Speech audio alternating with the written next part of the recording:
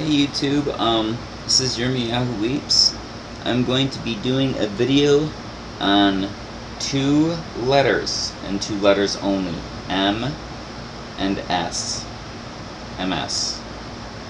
Commonly known as multiple sclerosis. I know there's another term for it, but I can't remember what the term is. Anyways, I'm just going to be talking about my journey with it. Stop! Dogs woofing. Sorry, itch. The first symptom that I can remember having was back when I was 19. I had numbness and tingling in my feet. My parents thought that it was because I was wearing combat boots and cutting off circulation to my feet.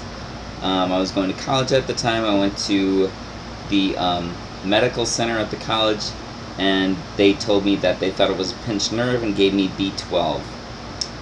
Then I didn't have another symptom again for quite a while.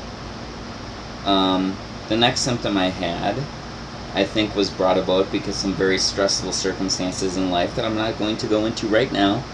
But I was 27 at the time, right? Well, 28. I was 28, and under some very, very stressful, trying circumstances. And I was noticing all these symptoms, so I decided I needed to go to the doctor. I had a page and a half of things I was concerned about. I wasn't sure which were serious and which were not. I figured the doctor's the professional, I'll let him sort it out. I'm not the professional. It's not my job. He's getting paid the big bucks. I shouldn't have to be sorting this stuff out, right?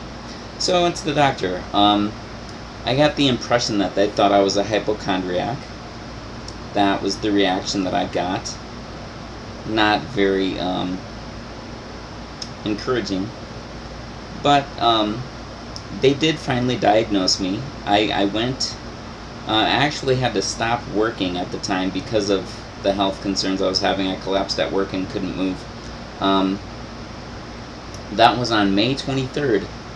And on July 4th, 5th, something? Beginning of July, they diagnosed me with MS. So a few months later, which apparently is a very quick diagnosis. A lot of times with people with MS, I've heard that it takes a long time. With me, it didn't take as long. They diagnosed me with MS. They had done a spinal tap, which is really weird. It was like feeling like a hole in you that's not supposed to be there. Odd feeling, very odd. Anyways, they diagnosed me with MS. They also diagnosed me with stress, depression, and anxiety. So since I had all of those things going on, I figured that it would be kind of difficult for me to know which symptom was being caused by what. So, after some time of dealing with this, and I didn't know anything about the disease at the time. I didn't know if it was fatal. I didn't know if I just had a little while longer to live. When I asked the doctor, they said go to this conference to find out. I went to the conference. The conference was just covering which medications to be on, so I still didn't know anything about the disease. And due to that and other circumstances that were going on in my life, producing the stress and anxiety, I didn't feel very equipped to get it all figured out and cover the whole thing. Anyways, I eventually did learn more about it. I eventually learned that it's not fatal, it's just chronic. It's something that once you have it for life. They don't know exactly what causes it. There are some theories as far as it might be genetically related, it might be where you live in relation to the equator related. They don't really know. That's the last I've heard.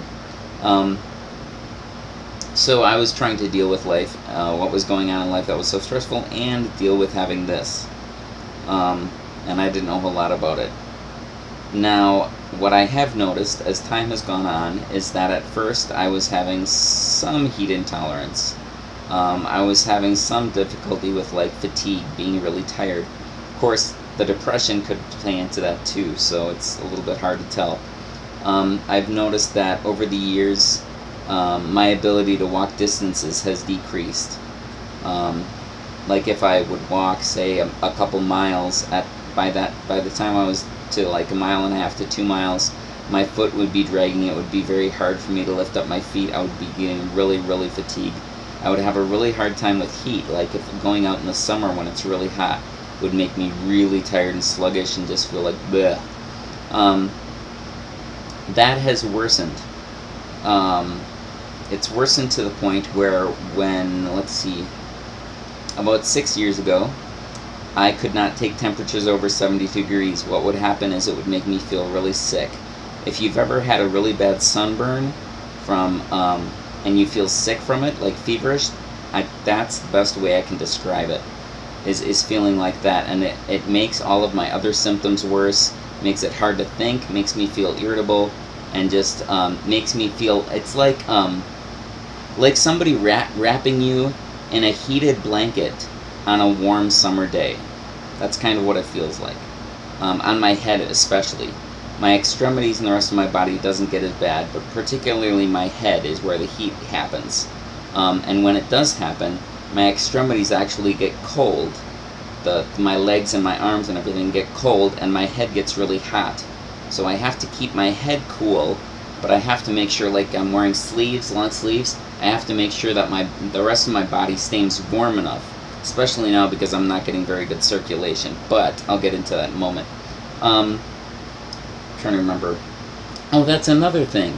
MS affects, for me it affects the memory, where I have a really hard time remembering things, and sometimes stuff will just go through in my mind, and I can't keep a thought.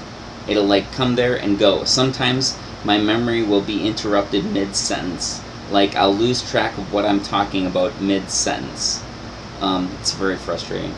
I've lost a lot of feeling in my hands, so I can't, like my writing has deteriorated, and I have a lot of spasticity that's like, what's the word I'm looking for? See? Memory. Like spasms where your muscles will cramp up and tighten up and you can't control it. So that's frustrating. Let's see.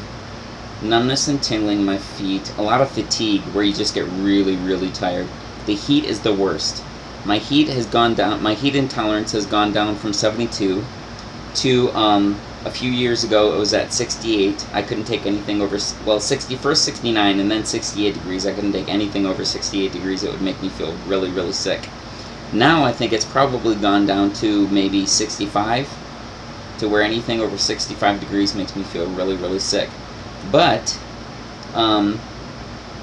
like I can't just have it really cold, because I still have, while I do have the heat intolerance, I still have the unpleasant effects. If you're too cold, you know how it's unpleasant, I still have that, and that seems to be almost accentuated to where my comfortable parameters are so limited now comparatively.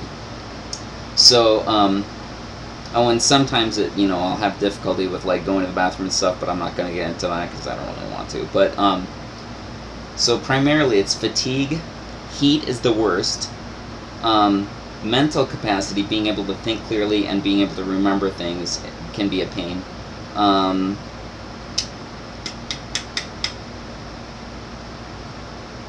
Oh, ringing in my ears. Sometimes I get ringing in my ears, and that's very annoying.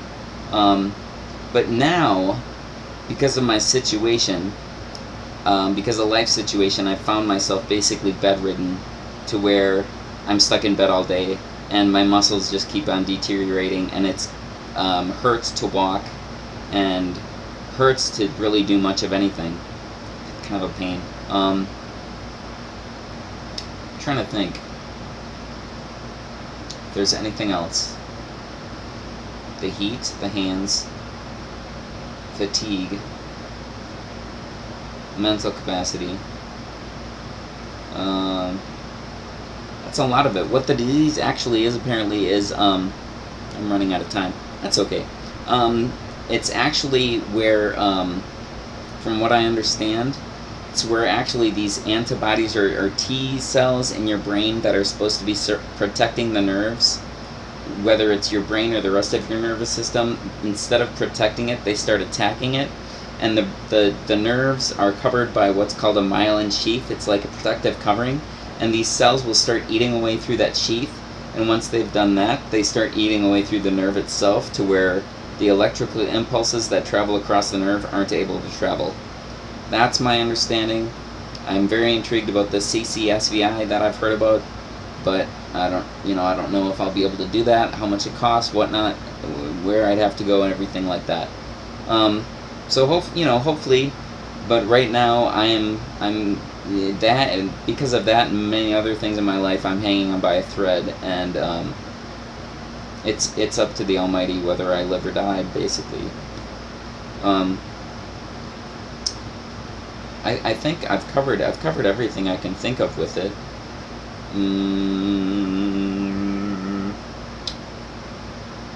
I think that's it. I'm sorry for anybody that has to deal with this, or anything else. I know there's a lot of stuff that people deal with. I'm very sorry. I don't cherish the thought of anyone having to go through this. Like, I have seasonal allergies, it makes you sneeze really bad and stuff, and I've told people I wouldn't wish that on my worst enemy. It's just awful. And this is not pleasant. Ew. Yuck. Anyways, okay. After this very uplifting message, I want to give you a little bit of hope, or some kind of encouragement. So, I'm just going to make a stupid face for a moment. Hopefully that made you smile, or made you go throw up, or both. So, have a good life, thank you, and if you have any further questions or anything, maybe I'll make another video, or something. But anyways, that is my journey of MS. Oh, and it does, it's linked to depression, not surprising, and that's something I already deal with, but, I think that's it. I feel like there's something I'm forgetting. That happens too much. Okay. Shalom. Have a good life. Thank you for watching. Hopefully this is helpful to someone. Hopefully. Okay. Have a good life. I'll talk to you later. Goodbye.